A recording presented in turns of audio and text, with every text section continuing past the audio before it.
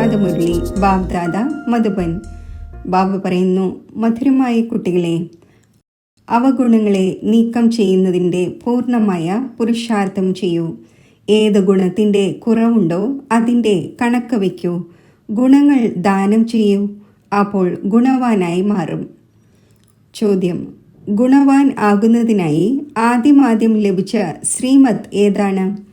ഉത്തരം: മധുരമായ കുട്ടികളെ, ഗുണവാൻ ആകണമെങ്കിൽ ആരുടെയും ദേഹത്തെ നോക്കാതിരിക്കൂ. സ്വയം ആത്മാവാണ് എന്ന് മനസ്സിലാക്കൂ. ഒരു ബാബയിൽ നിന്നും കേൾക്കൂ, ഒരു ബാബയെ നോക്കൂ. മനുഷ്യമതം നോക്കരുത്.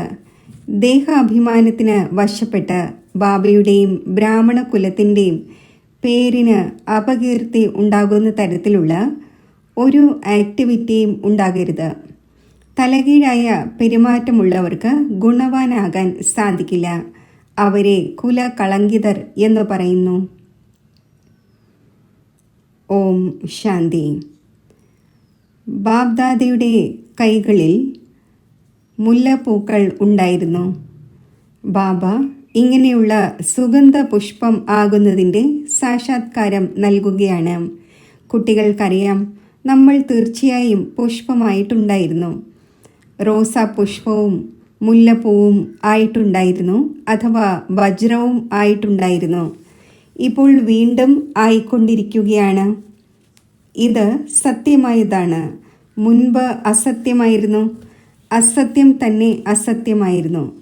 സത്യത്തിൻ്റെ തരി പോലും ഉണ്ടായിരുന്നില്ല. ഇപ്പോൾ നിങ്ങൾ സത്യമായതാകുന്നു. അപ്പോൾ പിന്നെ സത്യമായതിൽ എല്ലാ ഗുണവും വേണം. ആരിൽ എത്ര ഗുണമുണ്ടോ അത്രയും മറ്റുള്ളവർക്കും ദാനം നൽകി തനിക്ക് സമാനം ആക്കാൻ സാധിക്കും.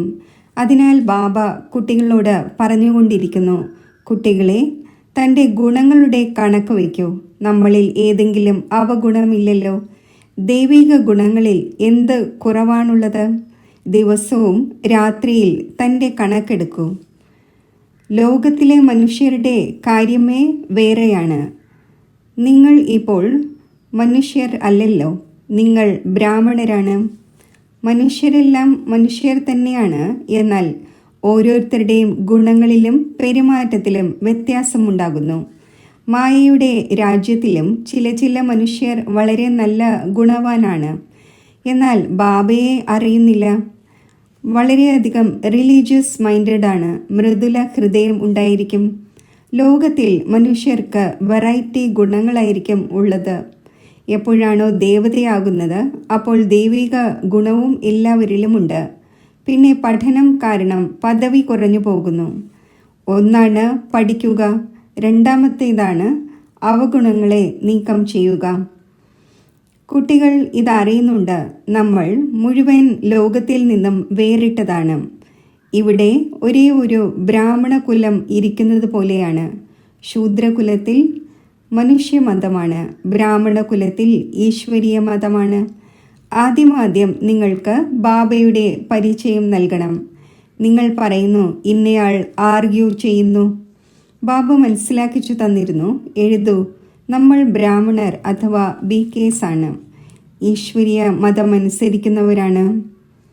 അപ്പോൾ മനസ്സിലാക്കും, ഇതിനേക്കാൾ ഉയർന്നത് മറ്റൊന്നില്ല എന്ന്. ഉയർന്നതിലും ഉയർന്നതാണ് ഭഗവാൻ. ആ ഒന്നിൻ്റെ കുട്ടികളായ നമ്മളും ആ ഒന്നിൻ്റെ മതമനുസരിച്ച് പോകുന്നവരാണ്. മനുഷ്യ മതമനുസരിച്ച് നമ്മൾ നടക്കുന്നില്ല. ഈശ്വരീയ മതമനുസരിച്ച് നടന്ന് നമ്മൾ ദേവതയാകുന്നു. മനുഷ്യമതം തീർത്തും ഉപേക്ഷിച്ചിരിക്കുകയാണ്. പിന്നെ നിങ്ങളോട് ആർക്കും ആർഗ്യൂ ചെയ്യാൻ സാധിക്കില്ല. ചിലർ പറയും, ഇതെവിടെ നിന്നും കേട്ടതാണ്, ആരാണ് പഠിപ്പിച്ചത്? നിങ്ങൾ പറയും, നമ്മൾ ഈശ്വരീയ മതത്തിലാണ്. പ്രേരണയുടെ കാര്യമില്ല. പരിധിയില്ലാത്ത പിതാവായ ഈശ്വരനിൽ നിന്നും നമ്മൾ മനസ്സിലാക്കി കഴിഞ്ഞു. പറയൂ, ഭക്തിമാർഗത്തിലെ ശാസ്ത്രമതത്തിലൂടെ നമ്മൾ വളരെയധികം സമയം നടന്നു. ഇപ്പോൾ നമുക്ക് ഈശ്വരീയ മതം ലഭിച്ചിരിക്കുന്നു. കുട്ടികളായി നിങ്ങൾ ബാബയുടെ തന്നെ മഹിമ ചെയ്യണം. ആദ്യം ബുദ്ധിയിൽ ഇരുത്തണം, നമ്മൾ ഈശ്വരീയ മതമനുസരിച്ച് പോകുന്നവരാണ്. മനുഷ്യ മതമനുസരിച്ച് നമ്മൾ നടക്കുന്നില്ല, കേൾക്കുന്നില്ല. ഈശ്വരൻ പറഞ്ഞിരിക്കുകയാണ്, hear no evil, see no evil ആയ മനുഷ്യമതം. ആത്മാവിനെ നോക്കൂ, ശരീരത്തിനെ നോക്കാതിരിക്കൂ. ഇത് പതീത ശരീരമാണ്. ഇതിനെ എന്ത് നോക്കുവാനാണ്? ഈ കണ്ണുകൾ കൊണ്ട് ഇത് നോക്കാതിരിക്കൂ. ഈ ശരീരം പതീതത്തിൻ്റെയും പതീതം തന്നെയാണ്. ഇവിടെയാണെങ്കിൽ ഈ ശരീരം നന്നാകുന്നില്ല, കൂടുതൽ പഴയതാകേണ്ടതുണ്ട്. ദിനം പ്രതിദിനം നന്നാകുന്നത് ആത്മാവാണ്. ആത്മാവ് തന്നെയാണ് അവിനാശി. അതിനാൽ ബാബ പറയുന്നു, സീ നോ ഈവിൾ. ശരീരത്തെയും നോക്കരുത്. ദേഹസഹിതം ദേഹത്തിൻ്റെ ഏതെല്ലാം സംബന്ധങ്ങളുണ്ടോ അതിനെ മറക്കണം. ആത്മാവിനെ നോക്കൂ. ഒരു പരമാത്മാ പിതാവിൽ നിന്നും കേൾക്കൂ. ഇതിൽ തന്നെയാണ് പ്രയത്നമുള്ളത്. നിങ്ങൾ ഫീൽ ചെയ്യുന്നു ഇത് വലിയ സബ്ജക്റ്റാണ്. ആര് സമർത്ഥരായിരിക്കുമോ അവർക്ക് പദവിയും ഇത്രയും ഉയർന്നത് ലഭിക്കും. സെക്കൻഡിൽ ജീവൻ മുക്തി ലഭിക്കുക സാധ്യമാണ്. എന്നാൽ അഥവാ പൂർണ്ണമായും പുരുഷാർത്ഥം ചെയ്തില്ലെങ്കിൽ പിന്നെ ശിക്ഷകളും വളരെയധികം അനുഭവിക്കേണ്ടി വരും. കുട്ടികളായ നിങ്ങൾ അന്ധരുടെ ഊന്നുമുടി ആകുന്നു. ബാബയുടെ പരിചയം നൽകുന്നതിനായി ആത്മാവിനെ കാണാനാകുന്നില്ല, അറിയാനാകുന്നു. ആത്മാവ് എത്ര ചെറുതാണ്. ഈ ആകാശ തത്വത്തിൽ നോക്കൂ. മനുഷ്യർ എത്ര സ്ഥലമാണ് എടുക്കുന്നത്. മനുഷ്യൻ വന്നും പോയും ഇരിക്കുകയാണല്ലോ. ആത്മാവ് എവിടെയെങ്കിലും വന്നു പോകുന്നുണ്ടോ? ആത്മാവിൻ്റെ സ്ഥാനം എത്ര ചെറിയതായിരിക്കും. ചിന്തിക്കേണ്ട കാര്യമാണ്. ആത്മാക്കളുടെ കൂട്ടമുണ്ടാകും. ശരീരവുമായി താരതമ്യം ചെയ്യുമ്പോൾ ആത്മാവ് എത്ര ചെറുതാണ്. അത് എത്ര കുറച്ച് സ്ഥലമാണ് എടുക്കുന്നത്. നിങ്ങൾക്കാണെങ്കിൽ വസിക്കുന്നതിനായി വളരെയധികം സ്ഥലം വേണം. ഇപ്പോൾ കുട്ടികളായി നിങ്ങൾ വിശാല ബുദ്ധിയായിരിക്കുന്നു. ബാബ പുതിയ കാര്യങ്ങൾ മനസ്സിലാക്കിക്കുന്നു. പുതിയ ലോകത്തിലേക്ക് വേണ്ടി പറഞ്ഞു തരുന്നവനും പുതിയതാണ്. മനുഷ്യരാണെങ്കിൽ എല്ലാവരിൽ നിന്നും ദയ യാചിച്ചു കൊണ്ടിരിക്കുന്നു.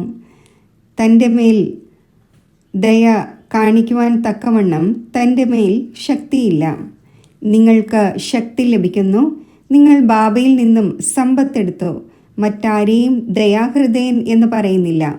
മനുഷ്യനെ ഒരിക്കലും ദേവത എന്ന് പറയാൻ സാധിക്കില്ല. ദയാഹൃദയൻ ഒരേ ഒരു ബാബയാണ്.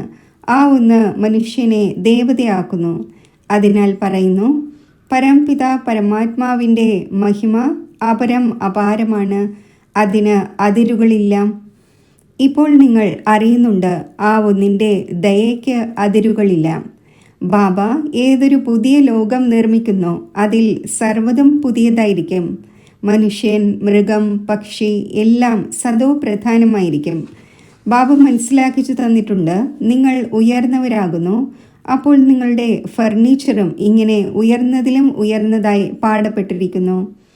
ബാബയെയും ഉയർന്നതിലും ഉയർന്നത് എന്ന് പറയുന്നു.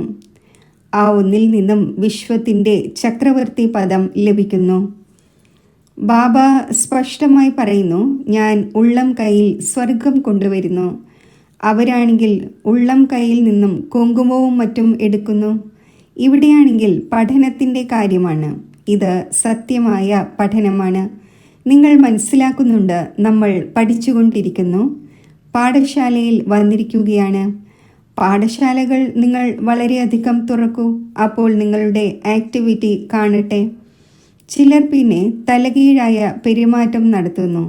അപ്പോൾ പേരിന് അപകീർത്തി ഉണ്ടാക്കുന്നു. ദേഹാഭിമാനം ഉള്ളവരുടെ ആക്ടിവിറ്റി തന്നെ വ്യത്യസ്തമായിരിക്കും. ഇങ്ങനെയുള്ള ആക്ടിവിറ്റി കാണുമ്പോൾ പിന്നെ എല്ലാവരിലും കളങ്കം ബാധിക്കുന്നത് പോലെയാണ്. ഇവരുടെ ആക്ടിവിറ്റിയിൽ ഒരു വ്യത്യാസവുമില്ല എന്ന് മനസ്സിലാക്കുകയാണെങ്കിൽ അതിനർത്ഥം ബാബയുടെ നിന്ദ ചെയ്യിച്ചു എന്നാണല്ലോ. ടൈം എടുക്കുന്നു. മുഴുവൻ ദോഷവും അവരിൽ വന്നു പോകുന്നു. മാനേഴ്സ് വളരെ നല്ലത് ആവശ്യമാണ്. നിങ്ങളുടെ ക്യാരക്ടേഴ്സ് മാറുന്നതിന് എത്ര ടൈം എടുക്കുന്നു? നിങ്ങൾ മനസ്സിലാക്കുന്നുണ്ട്, ചിലരുടെ ക്യാരക്ടേഴ്സ് വളരെ നല്ലതും ഫസ്റ്റ് ക്ലാസ്സുമായിരിക്കും. അത് കാണപ്പെടുകയും ചെയ്യും. ബാബ ഓരോരോ കുട്ടിയെയും ഇരുന്ന് നോക്കുന്നു. ഇവരിൽ നീക്കം ചെയ്യേണ്ടതായ എന്ത് കുറവാണുള്ളത്? ഓരോരുത്തരെയും പരിശോധിക്കുന്നു. കുറവുകൾ എല്ലാവരിലുമുണ്ട്. അപ്പോൾ ബാബ എല്ലാവരെയും നോക്കിക്കൊണ്ടിരിക്കുന്നു, റിസൾട്ട് നോക്കിക്കൊണ്ടിരിക്കുന്നു. ബാബയ്ക്ക് കുട്ടികളിൽ സ്നേഹമുണ്ടല്ലോ. ഇന്നയാളിൽ ഈ കുറവുണ്ടെന്നും ഇത് കാരണം ഇയാൾക്ക് ഇത്രയും ഉയർന്ന പദവി നേടാൻ സാധിക്കില്ലെന്നും അറിയുന്നു. അഥവാ കുറവുകൾ മാറ്റിയില്ലെങ്കിൽ വളരെ പ്രയാസമാണ്. കാണുമ്പോൾ തന്നെ മനസ്സിലാകും. ഇപ്പോൾ സമയം കിടക്കുകയാണ് എന്നത് അറിയുന്നുണ്ട്. ഓരോരുത്തരെയും പരിശോധിക്കുന്നു. ബാബയുടെ ദൃഷ്ടി ഓരോരുത്തരുടെയും ഗുണങ്ങളിൽ പതിയും. നിങ്ങളിൽ ഏതെങ്കിലും അവഗുണമില്ലല്ലോ എന്ന് ചോദിക്കും. ബാബയുടെ മുന്നിൽ സത്യം പറയും. ചിലർക്കാണെങ്കിൽ ദേഹാഭിമാനമുണ്ട്, അപ്പോൾ പറയുന്നില്ല. ബാബ പറഞ്ഞുകൊണ്ടേയിരിക്കുന്നു, സ്വയമേ ആരു ചെയ്യുമോ അവർ ദേവത, പറയുമ്പോൾ ചെയ്താൽ അവർ മനുഷ്യൻ. ആരാണോ പറഞ്ഞിട്ടും ചെയ്യാത്തവർ? ബാബ പറഞ്ഞുകൊണ്ടേയിരിക്കുന്നു, ഈ ജന്മത്തിലെ ഏതെല്ലാം കുറവുകളുണ്ടോ അത് ബാബയുടെ മുന്നിൽ സ്വയമേ പറയൂ. ബാബയാണെങ്കിൽ എല്ലാവരോടും പറയുന്നു, കുറവുകൾ സർജനോട് പറയേണ്ടത് ആവശ്യമാണ്. ശരീരത്തിൻ്റെ രോഗമല്ല, ഉള്ളിലെ രോഗം പറയണം. നിങ്ങളുടെ അടുക്കൽ ഏതെല്ലാം ആസുരീയ ചിന്തകളുണ്ട്? അപ്പോൾ ഇതിന്മേൽ ബാബ മനസ്സിലാക്കിച്ചു തരും. ഈ അവസ്ഥയിൽ നിങ്ങൾക്ക് ഇത്രയും ഉയർന്ന പദവി നേടാൻ സാധിക്കില്ല. അവഗുണം മാറ്റാത്തതുവരെയും അവഗുണം വളരെയധികം നിന്ദ ഉണ്ടാക്കിക്കും. മനുഷ്യർക്ക് മിഥ്യാധാരണയുണ്ടാകുന്നു. ഭഗവാൻ ഇവരെ പഠിപ്പിക്കുന്നുവോ? ഭഗവാനാണെങ്കിൽ നാമരൂപത്തിൽ നിന്നും വേറിട്ടവനാണ്, സർവവ്യാപിയാണ്. ആ ഒന്ന് എങ്ങനെയാണ് ഇവരെ പഠിപ്പിക്കുക? ഇവരുടെ പെരുമാറ്റം എങ്ങനെയുള്ളതാണ്? ഇത് ബാബ അറിയുന്നുണ്ട്. നിങ്ങളുടെ ഗുണങ്ങൾ എത്ര ഫസ്റ്റ് ക്ലാസ് ആയിരിക്കേണ്ടതാണ്. അവഗുണം മറച്ചു വയ്ക്കുകയാണെങ്കിൽ ആർക്കും ഇത്രയും അമ്പ് തറയ്ക്കുകയില്ല. അതിനാൽ എത്ര സാധിക്കുമോ തന്നിൽ ഏതെല്ലാം അവഗുണമുണ്ടോ അതിനെ നീക്കം ചെയ്തുകൊണ്ടേ പോകൂ. നോട്ട് ചെയ്യൂ, നമ്മളിൽ ഇന്ന ഇന്ന കുറവുകളുണ്ട്. അപ്പോൾ മനസ്സ് ഉള്ളിൽ നീറിക്കൊണ്ടിരിക്കും. നഷ്ടമുണ്ടാവുകയാണെങ്കിൽ മനസ്സ് നീറുന്നു. വ്യാപാരിമാർ തങ്ങളുടെ കണക്ക് ദിവസവും എടുക്കുന്നു. ഇന്ന് എത്ര നേട്ടമുണ്ടായി ദിവസവുമുള്ള കണക്ക് നോക്കുന്നു. ഈ ബാബയും പറയുന്നു, ദിവസവും തൻ്റെ പെരുമാറ്റ രീതി നോക്കൂ, ഇല്ലെങ്കിൽ തൻ്റെ നഷ്ടമുണ്ടാക്കും, ബാബയുടെ അന്തസ്സ് ഇല്ലാതാക്കും. ഗുരുവിൻ്റെ നിന്ദ ചെയ്യിക്കുന്നവൻ ലക്ഷ്യസ്ഥാനം നേടുന്നില്ല. ദേഹാഭിമാനിക്ക് ലക്ഷ്യസ്ഥാനം നേടുവാൻ സാധിക്കില്ല. ദേഹി അഭിമാനി നല്ല ലക്ഷ്യസ്ഥാനം നേടും. ദേഹി അഭിമാനി ആകുന്നതിന് വേണ്ടി തന്നെയാണ് എല്ലാവരും പുരുഷാർത്ഥം ചെയ്യുന്നത്. ദിനം പ്രതിദിനം നന്നായിക്കൊണ്ടിരിക്കുന്നു. ദേഹാഭിമാനത്തിലൂടെ ഉണ്ടാകുന്ന കർത്തവ്യങ്ങളെ ഇല്ലാതാക്കിക്കൊണ്ടിരിക്കണം. ദേഹാഭിമാനത്തിലൂടെ പാപം തീർച്ചയായും ഉണ്ടാകുന്നു. അതിനാൽ ദേഹി അഭിമാനി ആയിക്കൊണ്ടിരിക്കൂ. ജനിക്കുമ്പോൾ തന്നെ ആരും രാജാവാകുന്നില്ല എന്നത് മനസ്സിലാക്കാൻ സാധിക്കുന്നു. ദേഹി അഭിമാനിയാകുന്നതിൽ സമയം എടുക്കുന്നുവല്ലോ. ഇതും നിങ്ങൾ മനസ്സിലാക്കുന്നുണ്ട്. ഇപ്പോൾ നമുക്ക് തിരികെ പോകേണ്ടതുണ്ട്. ബാബയുടെ അടുത്ത് കുട്ടികൾ വരുന്നു. ചിലർ 6 മാസത്തിനു ശേഷം വരുന്നു, ചിലർ 8 മാസത്തിനു ശേഷവും വരുന്നു. അപ്പോൾ ബാബ നോക്കുന്നു, ഇത്രയും സമയത്തിനുള്ളിൽ എന്ത് ഉന്നതി ഉണ്ടായി? ദിനപ്രതിദിനം കുറച്ച് നന്നായിക്കൊണ്ടിരിക്കുന്നുവോ അതോ കുറച്ച് കുഴപ്പങ്ങളുണ്ടോ? ചിലർ മുന്നോട്ട് പോകവേ പഠനം ഉപേക്ഷിക്കുന്നു. ബാബ പറയുന്നു, ഇതെന്താണ്? ഭഗവാൻ നിങ്ങളെ പഠിപ്പിക്കുന്നു. ഭഗവാനും ഭഗവതിയും ആക്കുന്നതിന് വേണ്ടി ഇങ്ങനെയുള്ള പഠനം നിങ്ങൾ ഉപേക്ഷിക്കുകയാണ്. വേൾഡ് ഗോഡ് ഫാദറാണ് പഠിപ്പിക്കുന്നത്. ഇതിൽ ആബ്സെൻ്റ് ആകുന്നു. മായ എത്ര പ്രബലമാണ്. ഫസ്റ്റ് ക്ലാസ് പഠനത്തിൽ നിന്നും നിങ്ങളുടെ മുഖം തിരിക്കുന്നു. ധാരാളം പേർ നടന്നുകൊണ്ടേയിരിക്കുന്നു. പിന്നെ പഠനത്തെ പുറം കാൽ കൊണ്ട് തൊഴിക്കുന്നു. ഇത് കുട്ടികളായി നിങ്ങൾ മനസ്സിലാക്കുന്നുണ്ട്. ഇപ്പോൾ നിങ്ങളുടെ മുഖം സ്വർഗത്തിൻ്റെ നേർക്കാണ്, പാദം നരകത്തിൻ്റെ നേർക്കാണ്. നിങ്ങൾ സംഗമയുഗി ബ്രാഹ്മണരാണ്. ഇത് പഴയ രാവണൻ്റെ ലോകമാണ്. നമ്മൾ ശാന്തിധാമം വഴി സുഖധാമത്തിൻ്റെ നേർക്ക് പോകും. കുട്ടികൾക്ക് ഇത് ഓർമ്മ വെക്കേണ്ടതുണ്ട്. ടൈം വളരെ കുറവാണ്. നാളെ പോലും ശരീരം വെടിഞ്ഞേക്കാം. ബാബയുടെ ഓർമ്മ ഉണ്ടായിരിക്കുകയില്ലെങ്കിൽ പിന്നെ അന്തിമകാലത്തിൽ എന്നതിനെക്കുറിച്ച് പറയുന്നു. ബാബ വളരെയധികം മനസ്സിലാക്കിച്ചു തരുന്നു. ഇതെല്ലാം ഗുപ്തമായ കാര്യങ്ങളാണ്. നോളജും ഗുപ്തമാണ്. ഇതും അറിയുന്നുണ്ട്. കഴിഞ്ഞ കൽപ്പത്തിൽ ആര് എത്ര പുരുഷാർത്ഥം ചെയ്തുവോ അത് തന്നെ ചെയ്തുകൊണ്ടിരിക്കുകയാണ്. ഡ്രാമയനുസരിച്ച് ബാബയും കഴിഞ്ഞ കൽപ്പത്തിലേതുപോലെ മനസ്സിലാക്കിച്ചു തന്നുകൊണ്ടിരിക്കുന്നു. ഇതിൽ വ്യത്യാസമുണ്ടാവുക സാധ്യമല്ല. ബാബയെ ഓർമ്മിച്ചുകൊണ്ടേയിരിക്കൂ. അപ്പോൾ നിങ്ങളുടെ വികർമ്മം വിനാശമാകട്ടെ. ശിക്ഷ അനുഭവിക്കാൻ പാടില്ല. ബാബയുടെ മുന്നിലിരുന്ന് ശിക്ഷകൾ അനുഭവിക്കുകയാണെങ്കിൽ ബാബ എന്തു പറയും? നിങ്ങൾ സാക്ഷാത്കാരവും കണ്ടു. ആ സമയത്ത് മാപ്പ് തരാൻ സാധിക്കില്ല. ഇദ്ദേഹത്തിലൂടെയാണ് ബാബ പഠിപ്പിക്കുന്നത്. അപ്പോൾ ഇദ്ദേഹത്തിനും സാക്ഷാത്കാരം ഉണ്ടാകും. ഇദ്ദേഹത്തിലൂടെ അവിടെയും മനസ്സിലാക്കിച്ചു തന്നുകൊണ്ടിരിക്കും. നിങ്ങൾ ഇന്നതെല്ലാം ചെയ്തു. പിന്നെ ആ സമയത്ത് വളരെയധികം കരയും, നിലവിളിക്കും, ദുഃഖിക്കുകയും ചെയ്യും. സാക്ഷാത്കാരം കൂടാതെ ശിക്ഷ നൽകുക സാധ്യമല്ല. നിങ്ങളെ ഇത്രയും പഠിപ്പിച്ചിരുന്നു, എന്നിട്ടും ഇങ്ങനെയുള്ള കാര്യങ്ങൾ ചെയ്തു എന്ന് പറയും. നിങ്ങൾ മനസ്സിലാക്കുന്നുണ്ട്, രാവണന്റെ മതത്തിലൂടെ നമ്മൾ എത്ര പാപം ചെയ്തു. പൂജ്യരിൽ നിന്നും പൂജാരിയായി മാറി. ബാബയെ സർവവ്യാപി എന്ന് പറഞ്ഞു വന്നു. ഇതാണ് ആദ്യ നമ്പറിലെ ഇൻസൾട്ട്. ഇതിൻ്റെ കണക്കും വളരെ വലുതാണ്. ബാബ പരാതി പറയുന്നു, നിങ്ങൾ സ്വയം തന്നെ എങ്ങനെയാണ് ചാട്ട കൊണ്ട് അടിച്ചതെന്ന്. ഭാരതവാസികൾ തന്നെ എത്ര വീണുപോയി. ബാബ വന്ന് മനസ്സിലാക്കിച്ചു തരുന്നു. ഇപ്പോൾ നിങ്ങൾക്ക് എത്ര അറിവ് ലഭിച്ചിരിക്കുന്നു. അതും നമ്പർ വൈസായാണ് മനസ്സിലാക്കുന്നത്, ഡ്രാമ അനുസരിച്ച്. മുൻപും ഈ സമയം വരെയുള്ള ക്ലാസിൻ്റെ റിസൾട്ട് ഇതായിരുന്നു. ബാബ പറയുന്നത് ശരിയായിരിക്കുമല്ലോ. അപ്പോൾ കുട്ടികൾ തൻ്റെ ഉന്നതി ചെയ്തുകൊണ്ടിരിക്കണം. മായ ഇങ്ങനെയാണ്, അത് ദേഹി അഭിമാനിയായിരിക്കാൻ അനുവദിക്കുന്നില്ല. ഇത് വലിയ സബ്ജക്റ്റാണ്. സ്വയം ആത്മാവാണ് എന്ന് മനസ്സിലാക്കി ബാബയെ ഓർമ്മിക്കൂ. അപ്പോൾ പാപം ഭസ്മമാകും. ശരി, മധുരമായ സീഖിലതെ കുട്ടികൾക്ക് മാതാവും പിതാവുമായ ബാബ്ദാദയുടെ സ്നേഹസ്മരണകൾ. Good morning. ആത്മീയ പിതാവിൻ്റെ ആത്മീയ കുട്ടികൾക്ക് നമസ്തേ. ധാരണയ്ക്കുള്ള മുഖ്യസാരം: ദേഹാഭിമാനത്തിൽ വരുന്നതിലൂടെ പാപം തീർച്ചയായും ഉണ്ടാകുന്നു. ദേഹാഭിമാനിക്ക് ലക്ഷ്യസ്ഥാനം ലഭിക്കുകയില്ല. അതിനാൽ ദേഹി അഭിമാനി ആകുന്നതിൻ്റെ പൂർണ്ണ പുരുഷാർത്ഥം ചെയ്യണം. ഒരു കർമ്മവും ബാബയുടെ നിന്ദ ചെയ്യിക്കുന്നതാകരുത്. ഉള്ളിലെ രോഗങ്ങൾ ബാബയോട് സത്യസത്യമായി പറയണം. അവഗുണങ്ങൾ ഒളിപ്പിക്കരുത്. തൻ്റെ പരിശോധന നടത്തണം. എന്നിൽ എന്തെല്ലാം അവഗുണമുണ്ട്. പഠനത്തിലൂടെ സ്വയം തന്നെ ഗുണവാനാക്കണം. വരദാനം: പരിധിയുള്ള റോയൽ ഇച്ഛകളിൽ നിന്നും മുക്തമായിരുന്ന് സേവനം ചെയ്യുന്ന നിസ്വാർത്ഥ സേവാധാരിയായി ഭവിക്കട്ടെ. ഇതുപോലെ ബ്രഹ്മബാബ കർമ്മത്തിൻ്റെ ബന്ധനത്തിൽ നിന്നും മുക്തമായി വേറിട്ടിരിക്കുന്നതിൻ്റെ തെളിവ് നൽകി. സേവനത്തിൻ്റെ സ്നേഹമല്ലാതെ മറ്റൊരു ബന്ധനവുമില്ല. സേവനത്തിൽ എന്തെല്ലാം പരിധിയുള്ള റോയൽ ഇച്ഛകൾ ഉണ്ടായിരിക്കുന്നോ അതും കണക്കിൻ്റെ ബന്ധനത്തിൽ ബന്ധിക്കുന്നു. സത്യമായ സേവാധാരി ഈ കണക്കിൽ നിന്നും മുക്തമായിരിക്കുന്നു.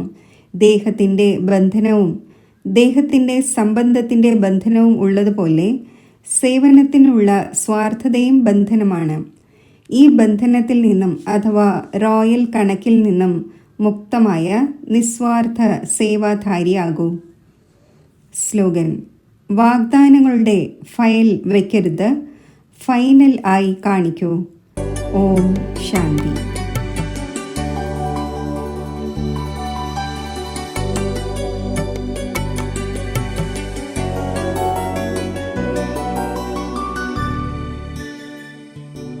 യോഗത്തിൻ്റെ അഭ്യാസം. എൻ്റെ ബാബ എന്ന സങ്കല്പത്തിൽ ശിവബാബയുടെ സമീപത്തായി ഞാൻ സ്ഥിതി ചെയ്യുന്നു.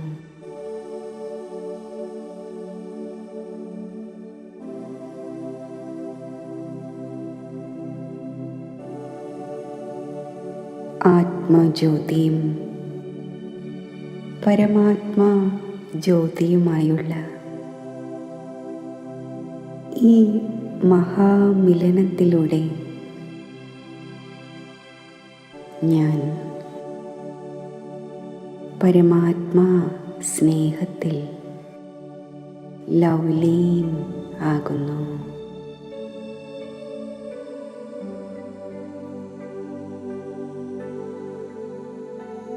സർവ വരദാനങ്ങളും അടങ്ങിയ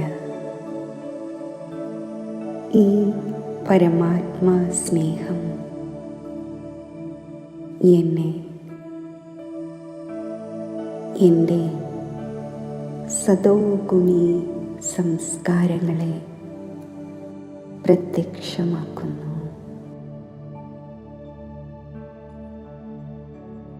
സമാന സ്വരൂപമാക്കി മാറ്റുന്നു.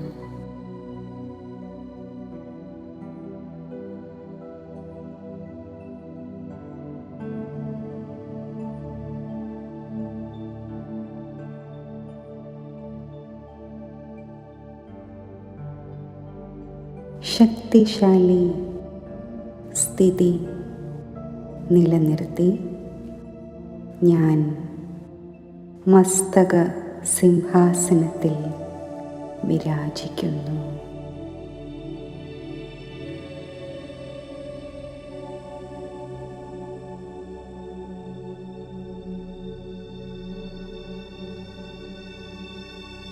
വിശ്വമാകെ ശക്തിശാലി തരംഗങ്ങൾ